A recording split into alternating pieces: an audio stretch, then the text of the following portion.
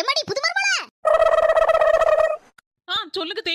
எம்மாடி புது மருமல எதுவா இருந்தாலும் என்கிட்ட இந்த அத்தை கிட்ட ஒரு வார்த்தை கேட்காம எதையும் செய்யப்படாது என்ன? சரிங்க தே.